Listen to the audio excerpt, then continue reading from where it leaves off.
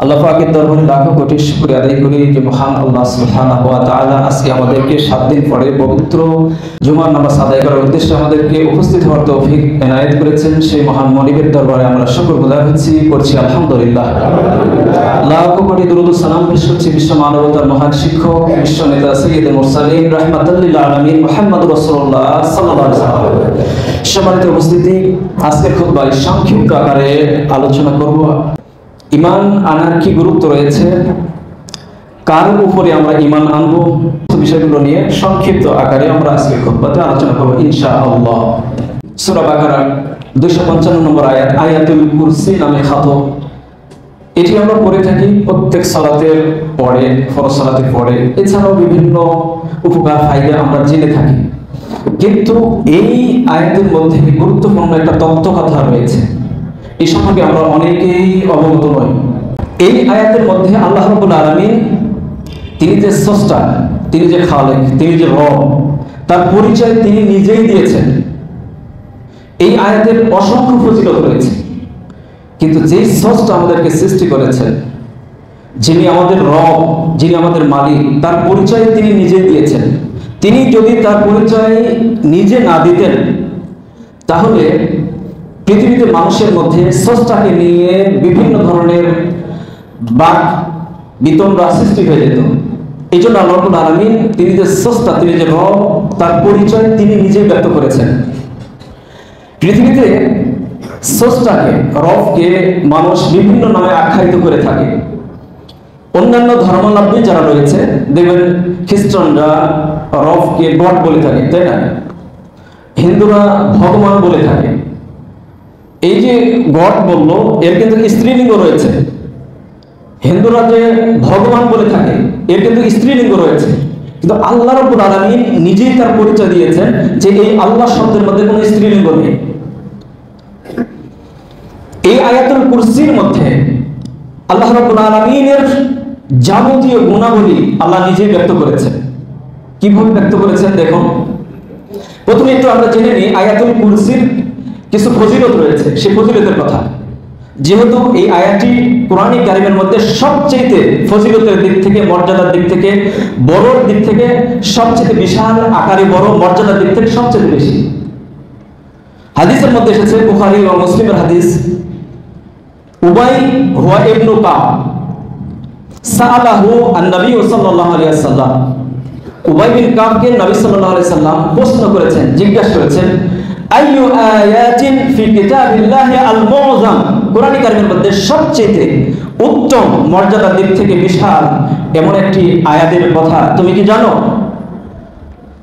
ফাকাল, উবাই বিন কাব তিনি বললেন, আল্লাহু ওয়া রাসূলুহু আ'লাম, আল্লাহ এবং তার রাসূলই ভালো জানেন। ফারাদ্দাদা মিরারান, এই কথা বারবার বলতে লাগলেন। রাসূল সাল্লাল্লাহু আলাইহি ওয়াসাল্লাম জিজ্ঞেস করছেন, এর জবাবে তিনি বলছেন আল্লাহ এবং তার রাসূল ভালো জানেন। এই কথাটা বারবার বলছেন। পরিশেষে সর্বশেষ রাসূল সাল্লাল্লাহু আলাইহি ওয়াসাল্লাম আবারও তাকে প্রশ্ন করলেন, ফাকাল সুম্মা ফাকাল, এরপরে তিনি বললেন আয়াতুল কুরসি। এটা শোনার পরে রাসূল সাল্লাল্লাহু আলাইহি ওয়াসাল্লাম অবাক হলেন, আশ্চর্যান্বিত হলেন এবং খুশি হলেন। এরপরে উবাই বিন কাব কে বললেন, ইয়া আবা মানজির, তার বুকের উপরে আঘাত করলেন আর বললেন, মনে রেখো এই আয়াতুল কুরসির ঠোঁট হবে, জিহ্বা হবে আল্লাহ তাআলার আরশের নিচে বসে এই আয়াতুল কুরসি আল্লাহ তাআলার প্রশংসা করতে থাকবে, এবং এই আয়াতুল কুরসি বান্দার জন্য ক্ষমা প্রার্থনা করবে আল্লাহ তাআলার দরবারে। এটা একটি ফজিলত। আরেকটি ফজিলত রয়েছে, যে ব্যক্তি সকালে আয়াতুল কুরসি পাঠ করবে, সন্ধ্যা পর্যন্ত শয়তানের যাবতীয় অনিষ্টতা থেকে আল্লাহ রাব্বুল আলামিন তাকে রক্ষা করবেন। এটা বুখারী এবং মুসলিমের একযোগে হাদিসটি বর্ণনা করা হয়েছে। আরেকটি হাদিসের মধ্যে রয়েছে, যে ব্যক্তি আয়াতুল কুরসি সন্ধ্যার সময় পাঠ করবে, সমস্ত রাত্রি তাকে শয়তানের ওয়াসওয়াসা এবং জিন শয়তান, মানুষ শয়তান এবং চোর ডাকাত থেকে আল্লাহ রাব্বুল আলামিন তাকে হেফাজত করবেন। আরেকটি হাদিসের মধ্যে এসেছে, রাসূল সাল্লাল্লাহু আলাইহি ওয়াসাল্লাম হযরত আবু হুরায়রা রাদিয়াল্লাহু তাআলা আনহুকে মসজিদে নববীর সাদাকার কিছু খেজুর পাহারা দেওয়ার জন্য তাকে নিয়োগ করেছে, যে তুমি এই সাদাকার খেজুরগুলো পাহারা দেবে। তো শয়তান ছদ্মবেশে মানুষের রূপ ধারণ করে চুরি করতে এসেছে। তো চুরকে ধরে ফেলেছেন তিনি। ধরে ফেলেছেন। এরপরে চোর বিভিন্ন ভাবে তো বাঁচার জন্য বিভিন্ন তালাশ তো করবে, বাঁচার জন্য বিভিন্ন ধরনের ফন্দি ফিকির রাখতে লাগলো যে আমার ছেলে মেয়েরা না খেয়ে আছে, আমি খুব অসহায়, গরিব, আমার কোনো অর্থ সম্পদ নাই, ইত্যাদি ইত্যাদি বিভিন্ন বাহানা শুরু করেছে। তো এই কথাগুলো শুনে আবু হুরায়রা রাদিয়াল্লাহু তাআলা আনহু, সাহাবার তো নরম হৃদয়ের মানুষ, তিনি ছেড়ে দিয়েছেন। রাসূল সাল্লাল্লাহু আলাইহি সাল্লাম পরে তিনি বলছেন, ইয়া আবু হুরায়রা, তোমার সেই চুরের কি খবর? তো রাসূল কিভাবে জানবো? রাত্রি আমি ধন্যবাদ ছেড়ে দিলাম, এই খবরটা রাসূল সাল্লাল্লাহু আলাইহি সাল্লাম কিভাবে জানলেন? তার মানে রাসূলকে জানানো হয়েছে যে আবু হুরায়রা, তোমাকে যে এই ব্যক্তিটি যা বলেছে মিথ্যা কথা বলেছে, এ সত্য বলে না, এ মিথ্যাবাদী। তো আবারও কিন্তু তোমার কাছে আসবে, সাবধান। তো পরের দিনে তিনি চিন্তা করলেন যে আরেকটু ভালোভাবে প্রস্তুতি নিলেন চোরকে ধরার জন্য। তিনি ঘুম বাদ দিয়ে তাকে ধরার জন্য প্রস্তুতি গ্রহণ করলেন। তো চোর আসলো, আসার পরে আবার চুরি করতে গিয়ে তিনি ধরা খাইলেন। আবারও বিভিন্ন ধরনের ফন্দি ফিকির বিভিন্ন ভাবে ওয়াসওয়াসা দিতে লাগলেন। এরপরে তারপরেও তার মনে যাচ্ছে যে রাসূল সাল্লাল্লাহু আলাইহি ওয়াসাল্লাম যেহেতু ঘটনা জানেন, আমি যদি তাকে ছেড়ে দিই তাহলে রাসূলের প্রশ্নের একদিকে সম্মুখীন, আরেকদিকে এই ব্যক্তিটির যেভাবে কথাগুলো বলছে, তো ছেড়ে না দেওয়ার কোনো রাস্তা নেই। তো বিভিন্নভাবে বাহানা করতে লাগলো, শেষ পর্যন্ত তিনি আবার ছেড়ে দিলেন। রাসূল সাল্লাল্লাহু আলাইহি ওয়াসাল্লাম আবার জিজ্ঞেস করলেন, আবু হুরায়রা, তোমার এই চুরের কি খবর? তো সে রাসূল, আমি তো তাকে ছেড়ে দিয়েছি। বলছে আবারও আসবে, ও মিথ্যাটা বলছে। তৃতীয়বার যখন এসেছে তখন তিনি একটু শক্ত হয়েছে। এরপরে তাকে ধরে ফেললেন।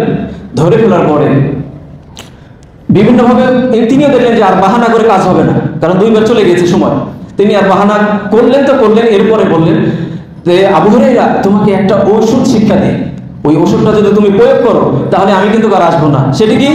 তুমি ঘুমানোর আগে আয়াতুল কুরসিটা পাঠ করে নেবে, তাহলে আমি তোমার কাছে আর কোনোদিনের জন্য আসবো না। সুবহানাল্লাহ, এই হচ্ছে আয়াতুল কুরসি ফজিলত। তো ফজিলতের কথা আমরা জানি, এটা আমল করি, আমরা প্রয়োগ করে থাকি। প্রত্যেক সালাতের, ফরজ সালাতের পরে আমরা পড়ে থাকি, তাই না?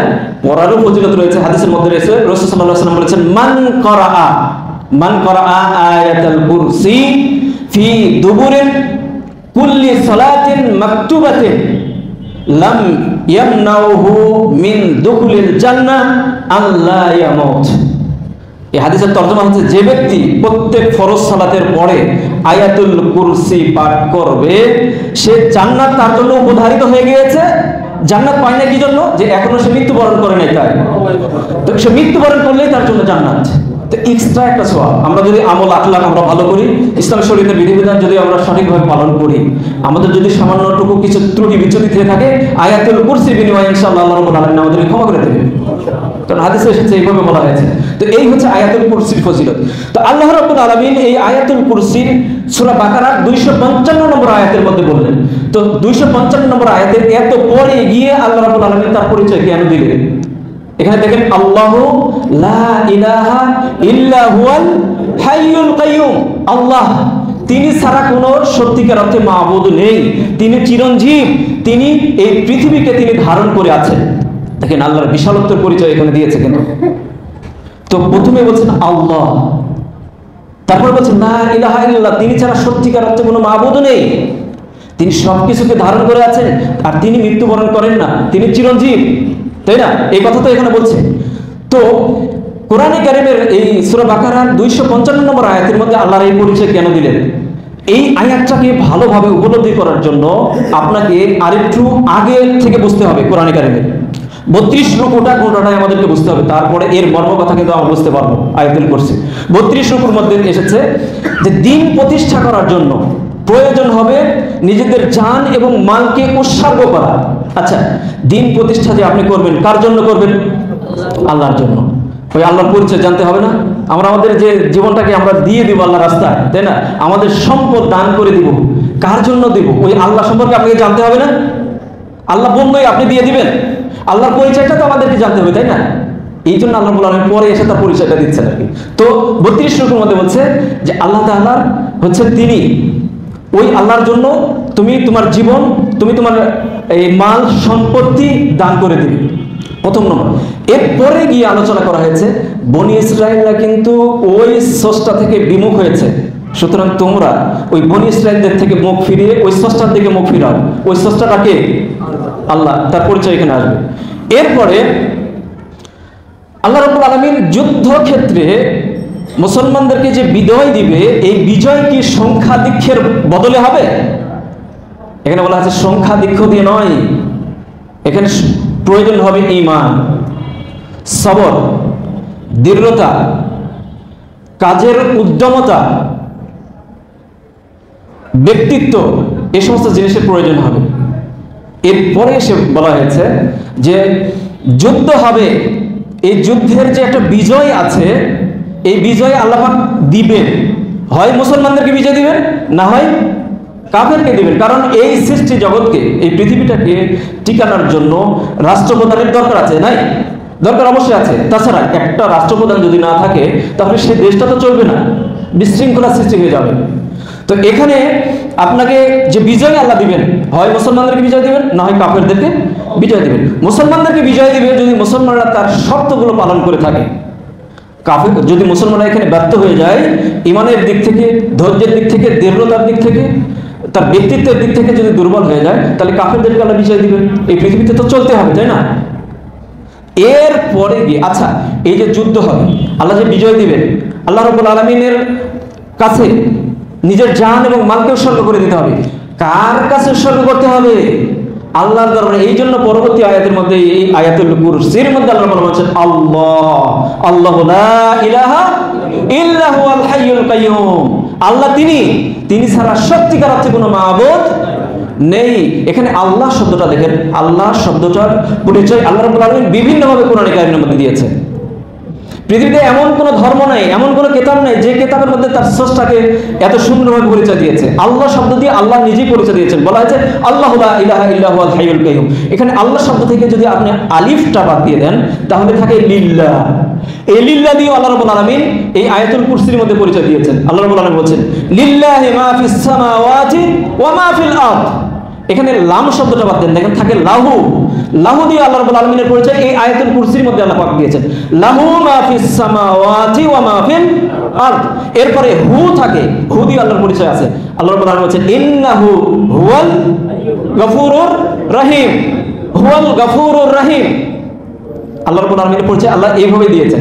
এরপরে এসেছে লা ইলাহা ইল্লাল্লাহ। এখানে আমাদের বুঝতে অধিকাংশ মানুষের ভুল হয়ে যায় যে লা ইলাহা ইল্লাল্লাহ, এখানে আল্লাহ রাব্বুল আলামিনের উলুহিয়াত রয়েছে। আমরা জানি যে তাওহীদ তিন ভাগে বিভক্ত। আল্লাহ তাআলা একত্ববাদ, তাওহীদ মানে কি? একত্ববাদ। এটা তিনটি ভাগে বিভক্ত। এক নম্বর হচ্ছে তাওহীদ রুবুবিয়্যাহ, তাওহীদ উলুহিয়া, আসমাই ওয়া সিফাত।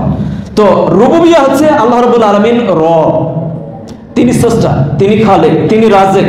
রাজেক মানে রিজিক দাতা, তিনি পালনকর্তা, তিনি মৃত্যু দান করবেন, তিনি আবার জীবিত করবেন আমাদেরকে। এগুলো হচ্ছে রব। আল্লাহ রাব্বুল আলামিন এত কিছু দিলেন, আমাদেরকে সৃষ্টি করলেন, তাই না? আমাদেরকে রিজিক দিলেন, আমাদের মৃত্যু ঘটাবেন, আবার পুনরুত্থান হবে, সেদিন আমাদেরকে জাগ্রত করবেন আল্লাহ রাব্বুল আলামিন। এগুলো হচ্ছে রুবুবিয়্যাহ। তো আল্লাহ রাব্বুল আলামিন এত কিছু দিল, তারপরে আসছে উলুহিয়া। উলুহিয়া হচ্ছে আল্লাহ ছাড়া সত্যিকার অর্থে ইবাদতের কোনো মাবুদ নেই। তো এখানে আমরা অর্থের দিক থেকে আমরা ভুল করে থাকি, যে আমরা বলে থাকি লা ইলাহা ইল্লাল্লাহ মানে হচ্ছে আল্লাহ ছাড়া কোনো মাবুদ নেই। এই অর্থটা কিন্তু ভুল। এই কথাটা সূক্ষ্মভাবে আমাদেরকে বুঝতে হবে। আমরা যদি বলি লা ইলাহা ইল্লাল্লাহ, আল্লাহ ছাড়া কোনো মাবুদ নেই, তার মানে এখানে একটা প্রশ্ন ঢুকে যায় যে আল্লাহ রাব্বুল আলামিন ছাড়া কোনো মাবুদ থাকতেও পারে। যেমন দেখবেন আপনারা যে এই যে বুদ্ধিস্ট যারা রয়েছে, বুঝি আরবিতে যাদেরকে বুঝি বলা হয় থাকে, যেমন আপনার এই যে ইহুদি বলেন, খ্রিস্টান বলেন, যে যতগুলো ধর্ম পৃথিবীতে আছে, এরা কিন্তু শিরক করে আল্লাহ তাআলার সাথে। শিরক করে না? আল্লাহ তাআলার সাথে শিরক করে। কিভাবে শিরক করে? যেমন ধরেন হিন্দু ধর্মে আপনি দেখবেন যে কেউ গরুর পূজা করতেছে, কেউ ওখানে মূর্তি বানিয়েছে, সেখানে সিজদা করতেছে, আছে না এরকম? বিভিন্নভাবে মূর্তিগুলো তৈরি করে। হিন্দুদের মধ্যে দেখবেন অসংখ্য ভাগ বিভাগ, তাই না? তো এইভাবে করে তাদের স্রষ্টাকে তারা ইবাদত করে থাকে। তো স্রষ্টা যে একজন আছে এটা কিন্তু তারাও বিশ্বাস করে। স্রষ্টা একজন আছে এটা সকল ধর্মে এটা বিশ্বাস করে, কিন্তু স্রষ্টার সাথে তারা শিরক করে থাকে। এখানে হচ্ছে সমস্যা। তো এখন যদি আমরা বলি লা ইলাহা ইল্লাল্লাহ, আল্লাহ ছাড়া সত্যিকার অর্থে কোনো মাবুদ নেই, যদি এই তর্জমাটা যদি আমরা না করি, তাহলে এখানে সন্দেহটা ঢুকতে পারে। কিভাবে ঢুকবে? যে আল্লাহ ছাড়া অন্য কোনো মাবুদ থাকতেও পারে।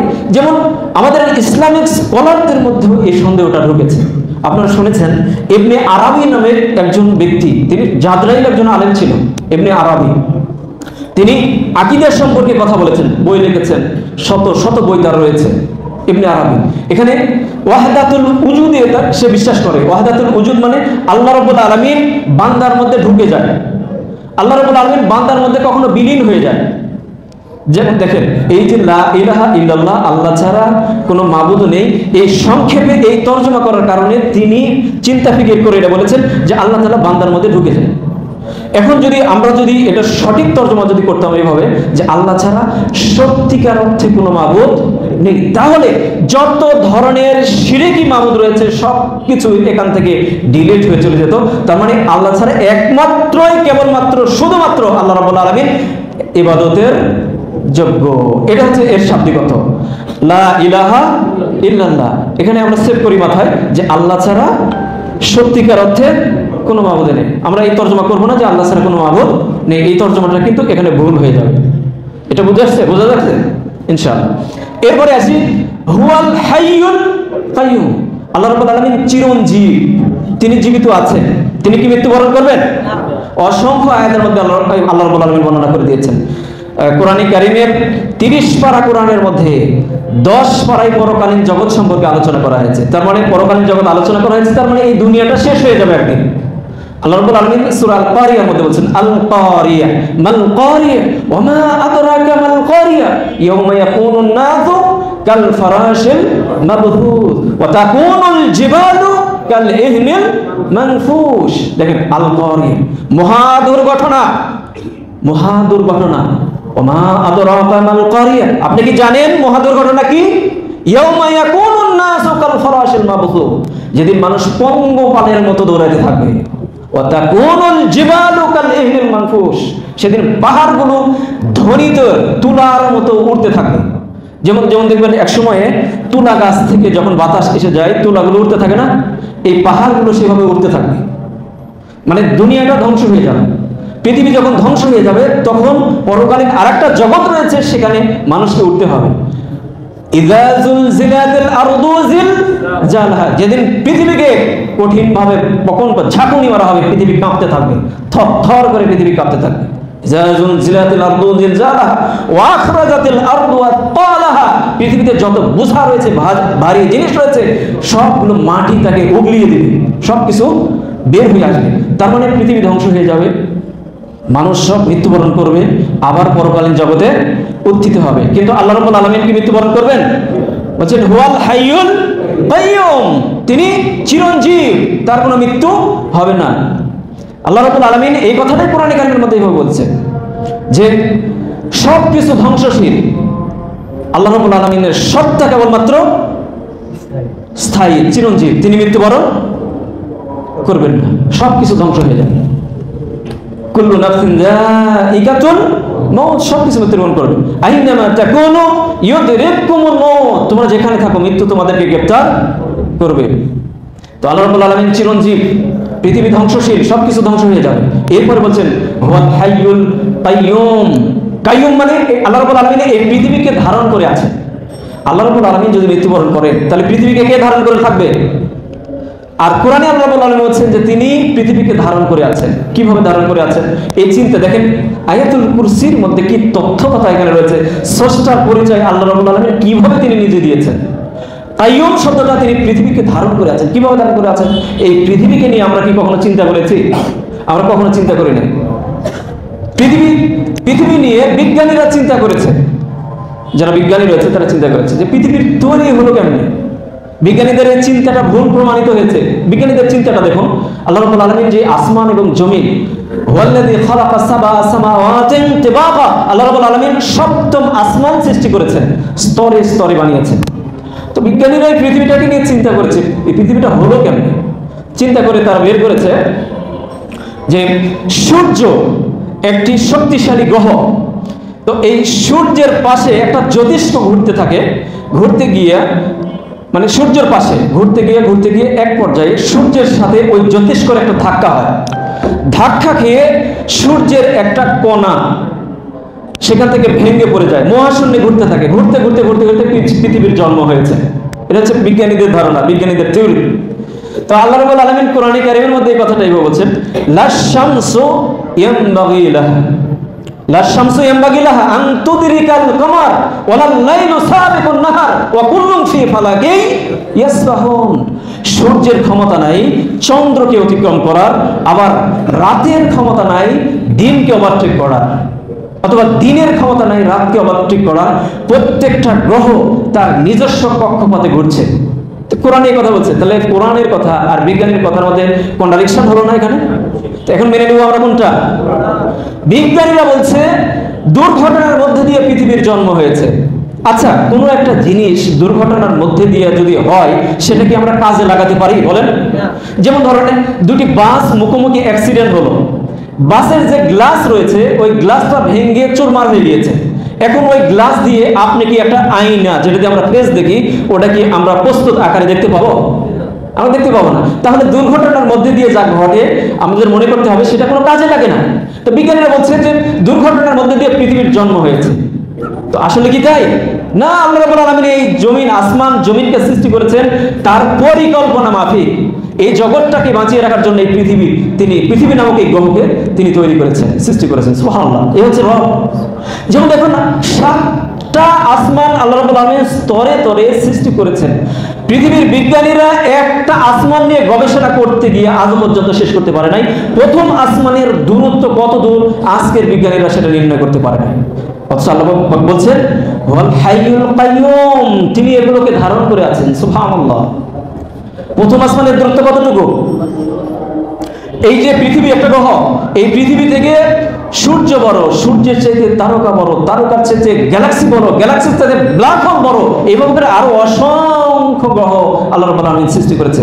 অথচ বিজ্ঞানীরা প্রথম আসমানের দূরত্ব কতটুকু নির্ণয় করতে পারে না। আর এগুলো যেটা বলছি, পৃথিবীর চাইতে সূর্য, সূর্যের চাইতে তারকা, এগুলো সব প্রথম আসমানের নিচে। সুবহানাল্লাহ। এই যে দেখেন পৃথিবীর মানুষকে আল্লাহ রাব্বুল আলামিন বলেন ওয়া মা উতিতুম মিনাল ইলমি ইল্লা কালিলা, মানুষকে আমি সামান্যটুকু জ্ঞান দান করেছি। সামান্য জ্ঞান, জাররা পরিমাণ জ্ঞান মানুষকে আল্লাহ রাব্বুল আলামিন দান করেছেন। এই সামান্য জ্ঞান দিয়ে পৃথিবীর মানুষ দেখেন কত কি তৈরি করেছে। প্লেন আবিষ্কার করেছে, রকেট আবিষ্কার করেছে, প্লেন আবিষ্কার করেছে, পৃথিবীর সবচেয়ে দ্রুতগামী প্লেন ড্রোন সুপারসনিক তৈরি করেছে। এরপরে আপনার তৈরি করেছে রকেট দ্রুতগামী। নাসার বিজ্ঞানীরা যে মহাশূন্য অভিযান করেছে, যেই রকেটটা নিয়ে এর নাম দিয়েছে বিজ্ঞানীরা অ্যাপোলো 11। অ্যাপোলো 11 নামে একটা রকেট তৈরি করেছে তারা। এই রকেটের দ্রুত গতি হচ্ছে 39,000 কিলোমিটার ঘন্টায় তার দ্রুত গতি। তো এই 39,000 বেগের দ্রুতগতি সম্পন্ন একটা রকেট নিয়ে যদি ঊর্ধ্বগমনে মহাশূন্যে যদি বিজ্ঞানীরা অভিযান করে, তাহলে পৃথিবীর সবচেয়ে নিকটতম তারা প্রক্সিমা সেন্টি, যে তারার নাম বিজ্ঞানীরা দিয়েছে, এখানে যদি সফর করে পৃথিবীর বিজ্ঞানীরা, তাহলে 1,15,000 বছর লাগবে প্রথম তারাতে যেতে। চিন্তা করেছি আমরা? এটা হচ্ছে প্রথম একটা আসমানের মধ্যে এগুলো রয়েছে। তারপরেও প্রথম আসমানে যে তারকা রয়েছে, তারকার চেয়ে বড়, যেমন এমনও তারকা রয়েছে পৃথিবীর সবচেয়ে বড় যে তারকা, এই তারকাকে, এরকম তারকাকে 2.5 কোটি তারকাকে খেয়ে হজম করতে পারে এমন ব্ল্যাক হোল আল্লাহ রাব্বুল আলামিন একটা গর্ত তৈরি করে দিয়েছেন। এগুলো প্রত্যেকটাই প্রথম আসমানের নিচে। সুবহানাল্লাহ। এইভাবে করে আল্লাহ বলছেন হুয়াল্লাযী খালাকাস সাবআ সামাওয়াতি তিবাকা, আল্লাহ রাব্বুল আলামিন এইভাবে করে 7টা আসমান তৈরি করে দিয়েছেন। তো এটি প্রথম আসমানের কথা বললাম, এটা বিজ্ঞানীদের কথা। সুবহানাল্লাহ। এই জন্য আল্লাহ বলছেন হুয়াল হাইয়ুল কাইয়ুম, তিনি এগুলোকে ধারণ করে আছেন। মানব, আল্লাহ রাব্বুল আলামিন মানব জাতিকে সৃষ্টি করেছেন, এই পৃথিবীতে সৃষ্টি করেছেন, তাই না? আমাদেরকে মানব জাতিকে সৃষ্টি করেছেন, এই পৃথিবীতে বসবাস করার আমাদেরকে সুযোগ করে দিয়েছেন, আমাদেরকে তিনি রিজিক দিচ্ছেন, তাই না? আমাদেরকে সুন্দরভাবে বসবাস করার জন্য আমাদেরকে তৌফিক দিচ্ছেন, আমাদের সুস্বাস্থ্য দিয়েছেন আল্লাহ রাব্বুল আলামিন। কত সুখী সমৃদ্ধভাবে আমরা এই জমিনে বসবাস করছি। অথচ আল্লাহ রাব্বুল আলামিন যে আমাদেরকে ধারণ করে আছেন, আমাদেরকে কিভাবে সৃষ্টি করেছেন, এতটুকু চিন্তা আমরা কখনো করেছি? মানুষকে আল্লাহ রাব্বুল আলামিন কিভাবে সৃষ্টি করেছে আপনি চিন্তা করে দেখুন। আয়াতুল কুরসির এই সমস্ত সূক্ষ্ম কয়েকটি শব্দ যদি আমরা বিশ্লেষণ করি, তাহলে রব যে তিনি নিজের স্রষ্টা, তার সামনে আমাদের মাথা নত হয়ে আসবে। সুবহানাল্লাহ। এত তথ্যপথ আল্লাহ রাব্বুল আলামিন আয়াতুল কুরসির মধ্যে বর্ণনা করে দিয়েছেন। মানুষকে আল্লাহ রাব্বুল আলামিন সৃষ্টি করেছেন, কিভাবে সৃষ্টি করেছেন? আল্লাহ পাক কোরআনে কারীমের মধ্যে বলেছেন ইন্না খালাকনাকুম মিন তুরাবিন সুম্মা মিন নুতফাতিন সুম্মা মিন আলাকাতিন সুম্মা মিন মুদগা। আল্লাহ রাব্বুল আলামিন বলেন আমি তোমাদেরকে সৃষ্টি করেছি মাটি থেকে, মাটির উপাদান দিয়ে আল্লাহ রাব্বুল আলামিন মানুষকে সৃষ্টি করেছেন। সুম্মা মিন নুতফাতিন, নুতফা হচ্ছে পুরুষ এবং মহিলার মিলনের যে নুতফা, যে পানি, এক ফোঁটা পানি থেকে আল্লাহ রাব্বুল আলামিন তোমাদেরকে আমি সৃষ্টি করেছি। সুম্মা মিন আলাকাতিন, এরপরে এই পানিটাকে রক্তে পিণ্ডে দাঁড় করে দিয়েছি। সুম্মা মিন মুদগা, এরপরে এই রক্তপিণ্ডটাকে গোশত মাংস তৈরি করে দিয়েছি। এরপরে নির্দিষ্ট একটা টাইম ওভার হয়ে যাওয়ার পরে আল্লাহ রাব্বুল আলামিন সুন্দর করে ছাউনি দিয়ে, চামড়া দিয়ে, হাড্ডি দিয়ে বিভিন্নভাবে মায়ের পেটের মধ্যে আমাদেরকে তৈরি করে দিয়েছেন। দেখেন মায়ের পেটের মধ্যে সন্তান কি খাবে, খাবারের ব্যবস্থা ওই চেষ্টা করে দিয়েছেন যিনি কাইয়ুম, তিনি এগুলোকে ধারণ করে আছেন। সুবহানাল্লাহ। সন্তান মায়ের পেটের মধ্যে কি খাবে এটা কিন্তু ডাক্তাররা আজও পর্যন্ত বলতে পারে না, গবেষণা করে তারা পায় নাই। অথচ আল্লাহ রাব্বুল আলামিন এই কথাটা কোরআনে কারীমের মধ্যে এবং হাদিস দ্বারা এটা বিশ্লেষণ করে দিয়েছেন যে সন্তান যখন মায়ের গর্ভে আসে, যখন সন্তানের ছাউনি যখন তৈরি হয়ে যায়, তার চামড়া, তার হাড্ডি, তার মাংস যখন একটা টেক্সচার তৈরি হয়ে যায়, 4 মাস যখন পূর্ণ হয়ে যায়, আল্লাহ রাব্বুল আলামিন বলেছেন ওয়া নাফাখতু ফীহি মির রূহি, আমি আমার রূহ থেকে তার মধ্যে ফুৎকার দিলাম, অর্থাৎ রূহ এসে গেল। 4 মাসের আগ পর্যন্ত এটা মৃত অবস্থায় ছিল, একটা স্ট্রাকচার তৈরি হচ্ছিল। 4 মাস পরে আল্লাহ রাব্বুল আলামিন সেখানে রূহ দিয়েছেন, সেখানে জীবন দান করেছেন। সুবহানাল্লাহ। তো জীবন যখন এসে গিয়েছে, এই সন্তান মায়ের পেটের মধ্যে কি খাবে? খাবার প্রয়োজন হবে না? বেঁচে থাকতে হবে। ডাক্তাররা কিন্তু এটা বলতে পারে না যে মায়ের পেটের মধ্যে কিভাবে সন্তান খেতে পারে, বা দুনিয়াতে খাবার তৈরি করে মায়ের পেটের মধ্যে ঢুকিয়ে দিতে পারবে? পারবে না। আল্লাহ রাব্বুল আলামিনের সৃষ্টি, কারণ তিনি বলছেন কাইয়ুম, আমি এগুলোকে ধারণ করি, আমি এগুলোকে দেখাশোনা করি, আমি এগুলোকে টেক কেয়ার করছি। সুবহানাল্লাহ। মায়ের নাভি এবং সন্তানের নাভিকে অ্যাডজাস্ট করে দেওয়া হয়েছে। মা যা খায় সেটা দিয়ে সন্তানকে আল্লাহ রাব্বুল আলামিন বড় করেছে। এরপরে 10 মাস যখন পূর্ণ হয়ে গেছে, আল্লাহ পাক কোরআনে কারীমে বলছেন ওয়া নুখরিজুকুম তিফলা, আমি তোমাদেরকে বাচ্চার আকারে এই পৃথিবীতে নিয়ে এসেছি। সুবহানাল্লাহ। এই পৃথিবীতে যখন এই বাচ্চাটি আসলো, ছোট্ট একটি বাচ্চা, তাই না, একেবারে দুর্বল। এখন মা যদি চিন্তা করে যে 10 মাস পেটের মধ্যে তাকে নিয়ে টানলাম, রাগ হওয়ার কথা ছিল না? রাগ হওয়ার কথা ছিল তো, তাই না? কিন্তু মা তো ইচ্ছা করলে আছাড় মেরে মেরে ফেলে দিতে পারতেন, কিন্তু মারেন নাই কেন? আল্লাহ পাক মহব্বত সৃষ্টি করে দিয়েছেন, ভালোবাসা তৈরি করে দিয়েছেন। এই মহব্বতে তাকে আর মারে নাই। কি খাবে, খাবারের বন্দোবস্ত আল্লাহ রাব্বুল আলামিন করে দিয়েছেন। একটা কানেকশন ছিল মায়ের পেটের মধ্যে। যখন এই সন্তানটি দুনিয়াতে আসলো, ওই লাইনটা কেটে দিল। কেটে দেওয়ার পরে আল্লাহ রাব্বুল আলামিন 2টা লাইন তার জন্য চালু করে দিয়েছেন। সুবহানাল্লাহ। এরপরে শুধু চালু করে দেন নাই, ওই ছোট্ট সন্তানটি মোটা খাবার খেতে পারবে না, খাবে কি? পানি জাতীয় তরল খাবার। সেই খাবারের মধ্যে আল্লাহ রাব্বুল আলামিন সেখানে ভিটামিন দিয়েছেন, কার্বোহাইড্রেট দিয়েছেন, এরপরে ওষুধ সেখানে ঢুকিয়ে দিয়েছেন, সবকিছু মিশ্রণ করে আল্লাহ রাব্বুল আলামিন খাওয়াই দিয়েছেন। 2-2.5 বছর পর্যন্ত এইভাবে করে খেয়ে সে পুষ্টিকর খাবার আল্লাহ রাব্বুল আলামিন দিয়েছেন, এইভাবে খেয়ে সে বেঁচে থাকবে। এর পরবর্তী সময়ে মোটা খাবার সে খাবে। সুবহানাল্লাহ। এইভাবে করে আল্লাহ রাব্বুল আলামিন আমাদেরকে সৃষ্টি করলেন। কিন্তু ওই স্রষ্টাকে নিয়ে আমরা কখনো চিন্তা করেছি? সেই স্রষ্টার পরিচয় আল্লাহ রাব্বুল আলামিন এভাবে দিয়েছেন, হুয়াল হাইয়ুল কাইয়ুম, তিনি চিরঞ্জীব, তিনি সবকিছুকে ধারণ করেন। সুবহানাল্লাহ। এই মানুষের রিজিক আল্লাহ রাব্বুল আলামিন আমাদেরকে দিচ্ছে। পৃথিবীতে এমন কোন বিচরণশীল জীব নাই যার রিজিকের ব্যবস্থা আল্লাহ রাব্বুল আলামিন করেন নাই। রিজিক কে দিচ্ছেন? আল্লাহ রাব্বুল আলামিন। তো যেই আল্লাহ আমাদেরকে রিজিক দিচ্ছেন, যেই আল্লাহ আমাদেরকে সৃষ্টি করলেন, তো ইবাদত কার করবেন? লা ইলাহা ইল্লাল্লাহ। আল্লাহ ছাড়া সত্যিকার অর্থে কোনো ইবাদতের যোগ্য আর কেউ নেই। ওই স্রষ্টার সামনে আমাদের মাথা নত করতে হবে। তো এখানে তাওহীদের বাণীগুলো প্রচার করা হয়েছে। আল্লাহু লা ইলাহা ইল্লা হুয়াল হাইয়ুল কাইয়ুম লা তাখুযুহু সিনাতু ওয়ালা নাওম। এখানে দেখেন আরেকটা তথ্য কথা এখানে রয়েছে। যেই আল্লাহ রাব্বুল আলামিন আমাদেরকে সৃষ্টি করলেন, যে আল্লাহ রাব্বুল আলামিন আমাদেরকে ধারণ করলেন, আমাদেরকে দেখাশোনা করলেন, তো আসমান এবং জমিনের ট্রাফিক কন্ট্রোল আল্লাহ রাব্বুল আলামিনের হাতের মুঠার মধ্যে রয়েছে। তো ওই আল্লাহ রাব্বুল আলামিনের কি ঘুমের প্রয়োজন হয় না? আমাদের মধ্যে যারা অফিসে কাজ করে দেখবেন যে একদিন রাতে যদি আমরা না ঘুমাই, পরের দিন আমাদের অফিস করাটা কঠিন হয়ে যায়, ঠিক না? আমার পরের দিন, একদিন 2 দিন, সর্বোচ্চ 2 দিন আপনি ঘুমাবেন না, দেখবেন যে আপনি আর অফিস করতে পারবেন না। তো একটা অফিস পরিচালনা করতে গিয়ে যদি 2 দিন আপনার ঘুম না হয়, তাহলে আপনি অফিসটাকে সুন্দরভাবে পরিচালিত করতে পারছেন না। আকাশ এবং জমিনের ট্রাফিক কন্ট্রোল আল্লাহ রাব্বুল আলামিনের হাতের মুঠায়। তো ওই আল্লাহ রাব্বুল আলামিনের ঘুমের প্রয়োজন হবে না? কি বলেন? ব্রেনে কি বলে? ইহুদি এবং খ্রিস্টানদের দাবি আল্লাহ রাব্বুল আলামিন সব 6 দিনে পৃথিবীকে সৃষ্টি করেছেন। 6 দিনে পৃথিবী সৃষ্টি করার পরে 7ম দিনে আল্লাহ রাব্বুল আলামিন বিশ্রাম নিয়েছেন।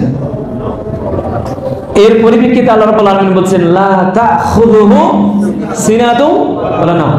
আল্লাহ রাব্বুল আলামিনকে তন্দ্রা এবং ঘুম স্পর্শ করে না।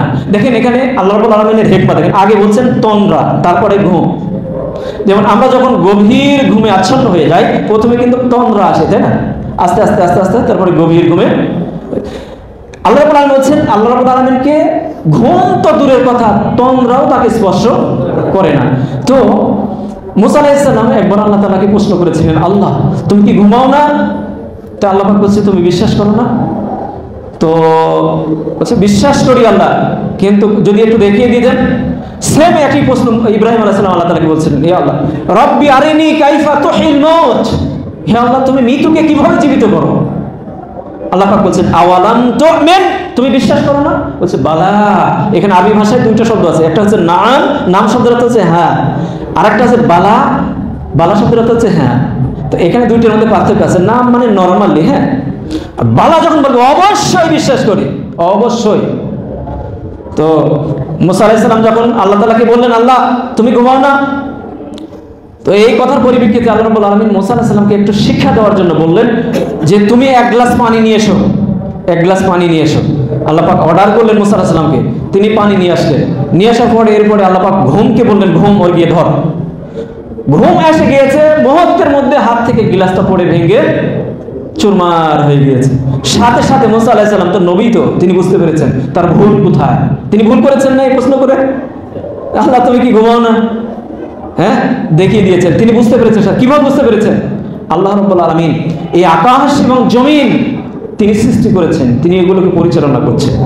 তো আল্লাহ রাব্বুল আলামিন যদি ঘুমিয়ে যায়, এই আকাশ এবং জমিনের যে ট্রাফিক কন্ট্রোল রয়েছে, এই ট্রাফিক কন্ট্রোল একটা মুহূর্তের জন্য ঠিক থাকবে না, পৃথিবী ধ্বংস হয়ে চলে যাবে, সবকিছু ভেঙে চুরমার হয়ে যাবে। যেভাবে করে মুসা আলাইহিস সালাম হাতে একটা গ্লাস নিয়ে তিনি দাঁড়িয়ে থাকতে পারেন নাই, ভেঙে পানিগুলো পড়ে গিয়েছে।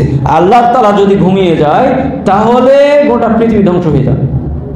যেহেতু আল্লাহ রাব্বুল আলামিন সবকিছুকে পরিচালনা করছেন, এই জন্য তাকে ঘুম স্পর্শ করে না। লা তাখুযুহু সিনাতু ওয়ালা নাওম লাহু মা ফিস সামাওয়াতি ওয়া মা ফিল আরদ, তিনি আকাশ এবং জমিনের একচ্ছত্র মালিক, একমাত্র মালিক। মান যাল্লাযী ইয়াশফাউ ইনদাহু ইল্লা বিইযনি, এমন কে স্রষ্টা রয়েছে যে আল্লাহ রাব্বুল আলামিনের দরবারে সুপারিশ করতে পারে, তিনি যাকে অনুমতি দিবেন তিনি ছাড়া। এই আয়াতটা পরকালীন জগতের সাথে সম্পর্কযুক্ত। ওই যে প্রথম আয়াতে বলা হয়েছে না হাইয়ুল কাইয়ুম, হাইয়ু তিনি চিরঞ্জীব, পৃথিবীর সবকিছু ধ্বংসশীল, তিনি চিরঞ্জীব। এখন পৃথিবীতে সবকিছু ধ্বংস হবে, পরকালীন আর একটা জগৎ আছে। তো ওই জগতে গিয়ে কে এমন স্রষ্টা আছে যে সুপারিশ করতে পারে? মুশরিকদের দাবি হচ্ছে আল্লাহ রাব্বুল আলামিনের দরবারে যারা মুশরিক, যাদের সাথে শিরক করে, যেমন মূর্তি, মুশরিকরা মূর্তির সামনে মাথা নত করে না? এই হিন্দুরা দেখবেন মূর্তির সামনে মাথা নত করছে, খ্রিস্টানদের দেখবেন, এরপর বৌদ্ধ যারা রয়েছে তারা দেখবেন যে ওই মূর্তির সামনে তারা মাথা নত করে। ওদের দাবি হচ্ছে, ওই মুশরিকদের দাবি হচ্ছে যে আল্লাহ রাব্বুল আলামিনের দরবারে যারা, তাদের মধ্যে পাদ্রী যারা রয়েছে, খ্রিস্টানদের মধ্যে দেখবেন যারা পাদ্রী রয়েছে, ওই পাদ্রীরা সুপারিশ করে সাধারণ মানুষদেরকে জান্নাতে নিয়ে যাবে। তারা যে বিশ্বাস করে, এটা তাদের বিশ্বাস। এই একই বিশ্বাস মুসলিম সমাজের মধ্যে ঢুকে গিয়েছে। ওই যে দেখবেন যে হিন্দুরা যে তারা মূর্তির সামনে মাথা নত করছে, মুসলিম সমাজেও দেখতে পাবেন যে পীর মাজার পূজা রয়েছে না, দেখবেন না পীর মাজার পূজা, এই যে তারা সেখানে গিয়ে গরু দান করে, গায়রুল্লাহর নামে উৎসর্গ করে, আছে না এগুলো? আজকে ঢাকা শহরে তো দেখবেন অহরহ এগুলো হচ্ছে। বাংলাদেশের অধিকাংশ মানুষ এই পীর মাজার পূজারিতে বিশ্বাসী, নিজের আমল আখলাক তৈরি করার কোনো কাজ নাই, ওদের উপরে নির্ভরশীল যে এই পীররা আমাদেরকে রক্ষা করবে। এই চিন্তা চেতনা কিন্তু ইহুদি এবং খ্রিস্টানের। মনে রাখবেন, মুশরিকদের দাবি হচ্ছে যে ফেরেশতা, জিন, তাদের মাঝে নেতৃস্থানীয় ব্যক্তিবর্গ যারা, তারা পরকালীন জগতে সুপারিশ করে জান্নাতে নিয়ে যাবে। এই একই ধারণা পোষণ করে আমাদের মধ্যে এক শ্রেণীর ধর্ম ব্যবসায়ী যারা পীর মাজার পূজার ব্যবসা করে। এদের ওই চিন্তা চেতনা ওই ইহুদিদের থেকেই এসেছে, তাদের চিন্তা চেতনা কিন্তু একই। তো এই দাবির পরিপ্রেক্ষিতে, মুশরিকদের এই দাবির পরিপ্রেক্ষিতে আল্লাহ রাব্বুল আলামিন আয়াতুল কুরসির এই আয়াতটা নাযিল করেছেন যে আল্লাহ ছাড়া অন্য কেউ সুপারিশ করতে পারবে না। আল্লাহ পাক যাকে অনুমতি দিবেন সে কেবলমাত্র সুপারিশ করতে পারবে। তো এখন বিষয় হচ্ছে, কিছু হাদিস দ্বারা আমরা পাই যে সুপারিশ করার জন্য কিছু সংখ্যক ব্যক্তিবর্গ রয়েছে, তারা সুপারিশ করতে পারবে যাদেরকে আল্লাহ রাব্বুল আলামিন অনুমতি দিবেন। যেমন হাদিস থেকে আমরা পাই রাসূল সাল্লাল্লাহু আলাইহি সাল্লাম এমন একজন ব্যক্তি, তিনি পরকালীন জগতে সর্বপ্রথম তিনি সুপারিশ করার আদেশ তাকে দেওয়া হবে, এবং রাসূল সাল্লাল্লাহু আলাইহি সাল্লাম বলছেন আর এই আদেশ কার্যকরী হবে আমি পরকালীন জগতে প্রথম সুপারিশ করব, রাসূল সাল্লাল্লাহু আলাইহি সাল্লাম। এরপরে হাদিস থেকে পাওয়া যায় আল আম্বিয়া, নবী রাসূলরা সুপারিশ করার মতো যোগ্যতা রাখবেন। এরপরে শুহাদা, যারা শহীদ হয়ে গেছে তারা সুপারিশ করবেন। এরপরে রয়েছে আল উলামা, হক্কানি উলামায়ে কেরাম, সেদিন সুপারিশ করার মতো যোগ্যতা রাখবেন। এরপরে ছোট বাচ্চা, যারা অনেক সময় মৃত্যুবরণ করে ছোট ছোট বাচ্চারা, তারা সুপারিশ সেদিন করতে পারবেন। এভাবে করে কিছু কিছু হাদিস থেকে পাওয়া যায় এরা সুপারিশ করবেন। তো রাসূল সাল্লাল্লাহু আলাইহি ওয়াসাল্লাম সর্বপ্রথম তিনি সুপারিশ করবেন। তো কাকে তিনি সুপারিশ করবেন? সুপারিশ করবেন ওই ব্যক্তিদেরকে যাদের শরীরের মধ্যে ইমানের চিহ্ন চমকাতে থাকবে, তাদেরকে দেখে দেখে রাসূল সাল্লাল্লাহু আলাইহি ওয়াসাল্লাম সুপারিশ করবেন। সেদিন সবাইকে আমভাবে কিন্তু সুপারিশ করবেন না। মনে রাখতে হবে পরকালীন জগতে সুপারিশের জন্য তিনটি শর্ত। কয়টি? তিনটি। একটা হচ্ছে আল্লাহ রাব্বুল আলামিন যাকে অনুমতি দিবেন সে সুপারিশ করবেন। দুই নম্বর হচ্ছে যিনি সুপারিশ করবেন তার উপরে আল্লাহর সন্তুষ্টি থাকতে হবে। তিন নম্বর হচ্ছে যাকে সুপারিশ করবেন তার উপরে আল্লাহ তাআলার রাজি খুশি থাকতে হবে। এই তিনটি শর্তের বদলে আল্লাহ রাব্বুল আলামিন পরকালীন জগতে সুপারিশ একে অপরকে করতে পারবেন। তো আল্লাহ রাব্বুল আলামিন এই যে সূরা বাকারার আয়াতের মধ্যে বলছে যে আল্লাহ রাব্বুল আলামিন যাকে অনুমতি দিবেন সে ছাড়া আর অন্য কেউ সুপারিশ করার মতো যোগ্যতা সেদিন রাখবে না। তো আল্লাহ রাব্বুল আলামিনের সুপারিশ পেতে হলে আমাদেরকে ঈমানের বলে বলিয়ান হতে হবে। ওই স্রষ্টার উপর ঈমান আমাদেরকে রাখতে হবে, ঠিক না? আমাদের আমল আখলাক, আমাদের চরিত্র যদি সুন্দর না হয় তাহলে কি পরকালীন জগতে আমরা সুপারিশ কি পাবো না। ঈমানটা যদি আমাদের মজবুত না হয়, মনে রাখতে হবে এই যে ঈমানটা, এই ঈমানটা কিন্তু মুসলিম জীবনের সবচেয়ে গুরুত্বপূর্ণ একটা অপশন। আপনার ঈমান যদি ঠিক না থাকে, আপনি যদি ইবাদত বন্দী করে সারাটা জীবন যদি অতিবাহিত করেন, ওই ইবাদত কিন্তু আল্লাহ তাআলার দরবারে কবুল হবে না।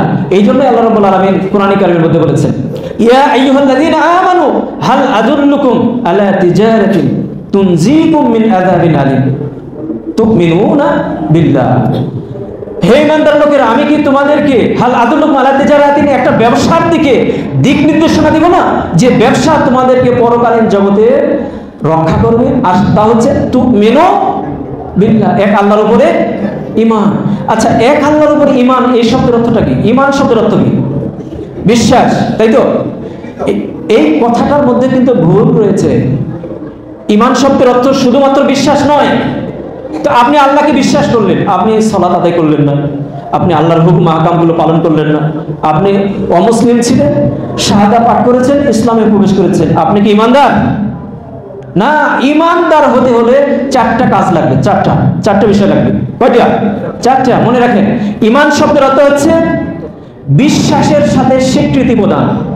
ঈমানের এটা অরিজিনাল অর্থ। বিশ্বাসও করতে হবে, স্বীকৃতিও আপনাকে দিতে হবে। কিভাবে স্বীকৃতি দেবেন? এখানে চারটা কাজ। একটা হচ্ছে অন্তরের কাজ। অন্তরের কাজ কি? বুখারীর বড় একটা হাদিসের মধ্যে বলা হয়েছে, রাসূল সাল্লাল্লাহু আলাইহি ওয়াসাল্লাম প্রশ্ন করেছেন মাল ঈমান, মাল ইসলাম, মাল ইহসান। ঈমান হচ্ছে আন তুমিনু বিল্লাহি ওয়া মালাইকাতিহি ওয়া কুতুবিহি ওয়া রাসূলিহি ওয়াল ইয়াউমিল আখির ওয়াল কদরি খাইরি ওয়া শাররি মিনাল্লাহি তাআলা। এখানে 6টা বিষয়ের উপর ঈমান আনার কথা বলা হয়েছে। এদিকে 6টা, আরেকটি রয়েছে তাওহীদের উপর বিশ্বাস, যে আল্লাহর রুবুবিয়্যা, উলুহিয়্যা, আসমা ওয়া সিফাত। এই 9টি বিষয়ে আপনাকে কি করতে হবে? অন্তরের এটি কাজ, অন্তরের কথা, এটি অন্তর দিয়ে আপনাকে বিশ্বাস করতে হবে। 1 নম্বর অন্তরের কাজ। 2 নম্বর হচ্ছে মুখের কাজ। মুখের কাজ হচ্ছে আপনাকে মুখ দিয়ে স্বীকৃতি দিতে হবে, আশহাদু আল্লা ইলাহা ইল্লাল্লাহ, এটা মুখ দিয়ে আপনাকে বলতে হবে। আপনি মুখ দিয়ে যদি উচ্চারণ না করেন তাহলে ঈমানের যে 4টা বিষয় রয়েছে 4টার হক আদায় হবে না। 1 নম্বর হচ্ছে অন্তরের কাজ, 2 নম্বর হচ্ছে মুখের কাজ, এরপরে 3 নম্বর হচ্ছে অন্তরের কথা, মুখের কথা। অন্তরের কথা কিভাবে? যেমন আপনি আল্লাহ তাআলার কাছে জিকির আজগার করবেন, তওবা করবেন, এগুলো হচ্ছে অন্তরের কথা। এরপরে অঙ্গ প্রত্যঙ্গ দিয়ে বাস্তবায়ন করতে হবে আপনাকে। এই 4টা কাজ অবশ্যই লাগবে। ঈমান যদি বলেন যে আমি ঈমান এনেছি আল্লাহ তাআলার উপরে, তাহলে এই 4টা বিষয় অবশ্যই আপনাকে লাগবে। শুধু ঈমান এনেছি আর বাকিগুলো আপনি করেন নাই, তাহলে সেটা আল্লাহ তাআলার দরবারে গ্রহণযোগ্য হবে না। যেমন আমরা ঈমান এনেছি কিন্তু আমরা সালাত আদায় করি না, তাহলে ওই ঈমানটা কি গ্রহণযোগ্য হবে আল্লাহ তাআলার দরবারে? অথচ সালাতের ব্যাপারে দেখেন, আমরা বাংলাদেশে ইসলামিক ফাউন্ডেশনের একটা গণনায় রয়েছে, বাংলাদেশে 5% মানুষ মাত্র 5 ওয়াক্ত সালাত আদায় করে। এখানে কত পার্সেন্ট মানুষ মুসলিম? 90%-এর উপরে, তাই না? 5% মানুষ শুধুমাত্র 5 ওয়াক্ত সালাত আদায় করে। অথচ এই সালাত সম্পর্কে আল্লাহ রাব্বুল আলামিন কোরআনে কারিমের মধ্যে কি নির্দেশ দিয়েছেন, হাদিসের মধ্যে কি নির্দেশগুলো রয়েছে, যেমন দেখুন সংক্ষেপে এই কথাটা বলে আমি আমার খুতবা এখানে শেষ করব। তো সালাতটা অঙ্গ প্রত্যঙ্গ দিয়ে যে বাস্তবায়ন করতে হবে, এটা হচ্ছে সেই সালাত। যেমন বুনিয়াল ইসলামু আলা খামসিন, ইসলামের ভিত্তি হচ্ছে 5টা: শাহাদাতি আল্লাহ ইলাহা ইল্লাল্লাহ, ইকামেস সালাহ, ওয়া ইতাইজ যাকাত, ওয়া সাওমে রমাদান, ওয়াল হজ্জুল বাইত মান ইসতাতা ইলাইহি সাবিলা। ইসলামের ভিত্তি হচ্ছে 5টা। এক নম্বর হচ্ছে শাহাদা, পাঠ করে ইসলামে প্রবেশ করা। এরপর ইকামেস সালাহ, নামাজ কায়েম করা, ওয়া ইতাইজ যাকাত, যাকাত দেওয়া, সাওমে রমাদান, রমজানের রোজা পালন করা। এরপরে আল হজ্জুল বাইত মান ইসতাতা ইলাইহি সাবিলা, হজ পালন করা যদি সামর্থ্য থাকে। এই 5টা কাজ অঙ্গ প্রত্যঙ্গ দিয়ে আপনাকে প্র্যাকটিক্যালি দেখিয়ে দিতে হবে।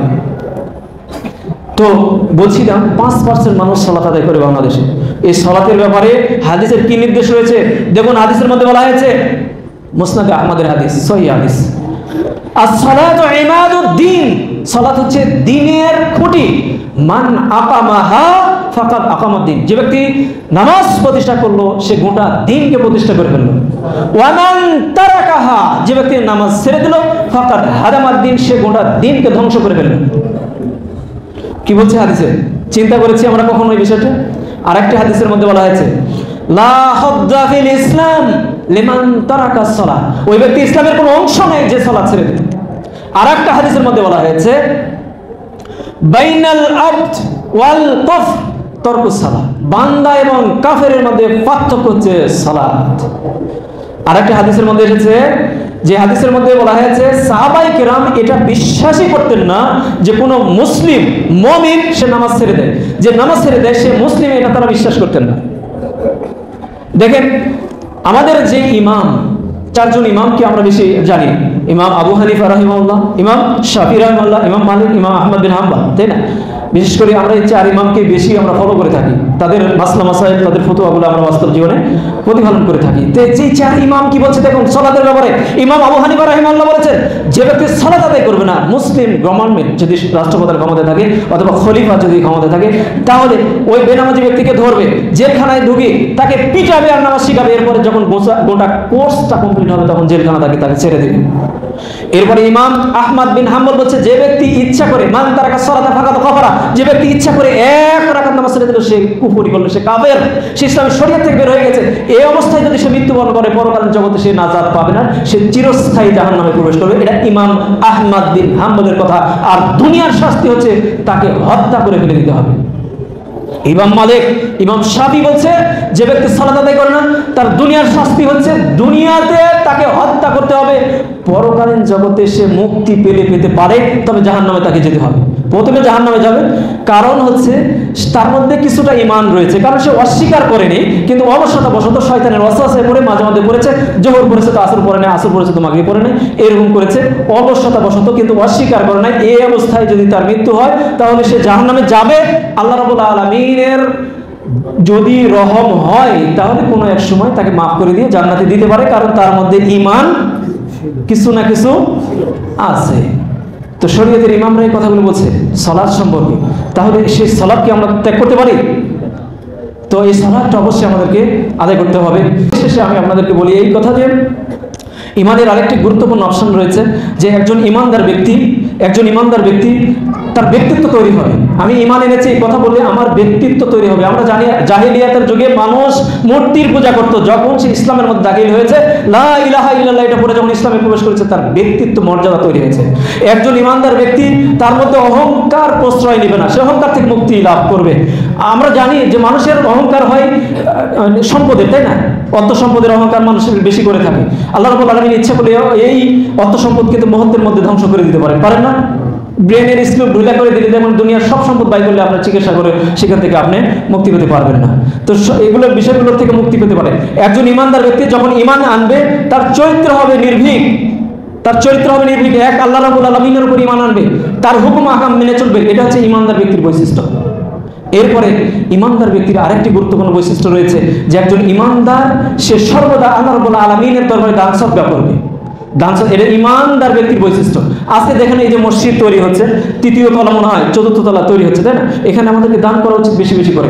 রাসূল সাল্লাল্লাহু আলাইহি ওয়াসাল্লাম এই দানের ব্যাপারে কি বলেছেন দেখুন। রাসূল সাল্লাল্লাহু আলাইহি ওয়াসাল্লাম বলেছেন একজন ইমানদার ব্যক্তির বৈশিষ্ট্য হচ্ছে ওই ব্যক্তিটি সুখে দুঃখে দান সদকা করবে। আল্লাহ রাব্বুল আলামিন কোরআনে কারীমের মধ্যে বলেছেন, কি বলেছেন? আল্লাযীনা ইউনফিকুনা ফিস সাররাই ওয়াদ দাররাই ওয়াল কাযিমিনাল গায়যা ওয়াল আফিনা আনিন নাস। ইমানদার ব্যক্তি যে সুখে দুঃখে অভাব অনটনে আল্লাহর রাস্তায় দান করবে, এটা ইমানদারের বৈশিষ্ট্য, ইমানদারের চরিত্র। রাসূল সাল্লাল্লাহু আলাইহি সাল্লাম সবচেয়ে গরীব সাহাবী বেলাল, যে বেলালের একটি মাত্র জামা ছিল পরার জন্য, ওই বেলালকে বলেছে বেলাল তুমি দান করো, আনফিক ইয়া বেলাল, তুমি দান করো, বেশি বেশি দান করো। সুবহানাল্লাহ, একটা মাত্র পোশাক পরার জন্য, কিচ্ছু নাই, খেয়ে না খেয়ে থাকে। আহলে সুফার অধিবাসী তিনি, যখন দান কিছু হাদিয়া আসে সেটা দিয়ে তারা খায়, তাকে বলছে তুমি দান করবে না। আয়েশা সিদ্দিকা রাদিয়াল্লাহু তাআলা আনহাকে বলছেন রাসূল সাল্লাল্লাহু আলাইহি ওয়াসাল্লাম, ইয়া আয়েশা ইত্তাকিন নার, আয়েশা তুমি জাহান্নামের আগুন থেকে বাঁচো, ওয়ালাউ বিশিক্কিন তামরাতিন, যদিও একটা খেজুরের একটা অংশ দিয়ে হলো তুমি জাহান্নাম থেকে বাঁচো। একটা খেজুরের দেখেন ভাগ করলে, চারটা ভাগ করলে কতটুকু হয়? ওই অতটুকু দিয়ে হলে তুমি জাহান্নাম থেকে বাঁচো। দানের এত ফজিলত, সুবহানাল্লাহ। এরপরে রাসূল সাল্লাল্লাহু আলাইহি ওয়াসাল্লাম তাবুকের যুদ্ধের চাঁদা আদায় করছিলেন। তাবুকের যুদ্ধ, এই যুদ্ধে টিকে না থাকতে পারলে ইসলাম ধ্বংস হয়ে যাবে। সেই যুদ্ধের ময়দানে সাহাবায়ে কেরাম দান করছেন, দান করতে করতে পাহাড় গড়ে উঠেছে। আবু বকর সিদ্দিক রাদিয়াল্লাহু আনহু সেখানে দান করেছেন। কি দান করেছেন? আবু বকর সিদ্দিক দান করেছেন 1.5 কেজি আটা, মাত্র 1.5 কেজি আটা। তো রাসূল সাল্লাল্লাহু আলাইহি ওয়াসাল্লাম যখন ঘোষণা করলেন যে তোমরা দান করো, সবাই দান করার প্রতিযোগিতা লেগে গেল। ওমর রাদিয়াল্লাহু তাআলা বলছেন এইবারে আবু বকরের উপরে আমি উঠবো। ওমর বলছেন যে আল্লাহ রাব্বুল আলামিন এখন আমার কিছু সম্পদ দিয়েছেন, আমি এমন দান করব আবু বকরের চেয়ে উপরে উঠে যাব। এই প্রতিযোগিতায় তিনি দান করলেন। কি দান করলেন? তার সম্পদের অর্ধেকটা দান করে দিলেন। সুবহানাল্লাহ। এরপরে আব্দুর রহমান বিন আউফ, তিনি সবচেয়ে ধনী ব্যবসায়ী ছিলেন। তিনি এত পরিমাণ দান করলেন যে তার সম্পদের অর্ধেকটা দান করে দিলেন। অর্ধেকটা দান করেছে এত পরিমাণ, আমি এটা বাংলাদেশের টাকায় আমি হিসাব করেছি, হিসাব করে এখানে হয় আপনার 15 কোটি 23 লক্ষ টাকা, 15 কোটি 23 লক্ষ টাকা আমি হিসাব করেছি। 8000 দিনার তিনি দান করলেন। এরপরে উসমান রাদিয়াল্লাহু তাআলা আনহু এই তাবুকের যুদ্ধে যে পরিমাণ দান করেছেন সেটার আমি হিসাব করেছি, হিসাব করে পাওয়া গিয়েছে তিনি দান করেছেন 10,000 দিনার। এতে হয় প্রায় 29 কোটি টাকার মতো, বাংলাদেশি টাকা 29 কোটি টাকা। এরপরে আব্দুর রহমান বিন আউফের একটা জমি ছিল, 40,000 দিনার দিয়ে ওই জমিটি বিক্রি করেছেন, ওই সম্পদটা ঘটনায় আল্লাহ রাস্তায় দান করে দিয়েছেন। সেই টাকার পরিমাণ হয় বাংলাদেশি টাকায় 61 কোটি টাকা। তো এই আব্দুর রহমান বিন আউফ যখন মৃত্যুবরণ করে, তার যে পরিত্যক্ত সম্পত্তি ছিল এটা হিসাব করে দেখা গিয়েছে 601 বিলিয়ন ডলার। এই পৃথিবীর সবচেয়ে ধনী ব্যক্তি কি? Bill Gates. বিল গেটের সম্পদের পরিমাণ হচ্ছে সবকিছু মিলে 97 বিলিয়ন ডলার। সেখানে একজন সাহাবীর সম্পদ ছিল 601 বিলিয়ন ডলার। সুবহানাল্লাহ, এগুলো সব আল্লাহর রাস্তায় দান করেছে। তো আমরা দান করি, বেশি বেশি আল্লাহ তাআলার দরবারে দান করি। এই দান কিন্তু আমাদেরকে পরকালীন জগতে মুক্তি দান করবে। আরেকটি হাদিস বলে আমি শেষ করি। সেই হাদিসের মধ্যে বলা হয়েছে, রাসূল সাল্লাল্লাহু আলাইহি ওয়াসাল্লাম বলেছেন যে মানুষ যখন মৃত্যুবরণ করে, ইযা মাতাল ইনসানু ইনকাতা আনহু আমালুহু, মানুষ যখন মৃত্যুবরণ করে তখন এই দুনিয়া থেকে সে বিচ্ছিন্ন হয়ে চলে যায়। তিনটা জিনিস বাকি থাকে, সাদকাতুন জারিয়া, সাদকা জারিয়া। এই মসজিদের জন্য আপনি দান করেন, এটা হচ্ছে সাদকা জারিয়া। যতদিন পর্যন্ত এই মসজিদ থাকবে, সালাত আদায় করবে, তার একটা পার্সেন্ট কবরে আপনার কাছে জয়েন হতে থাকবে। সুবহানাল্লাহ। তো আমরা বেশি বেশি দান করি।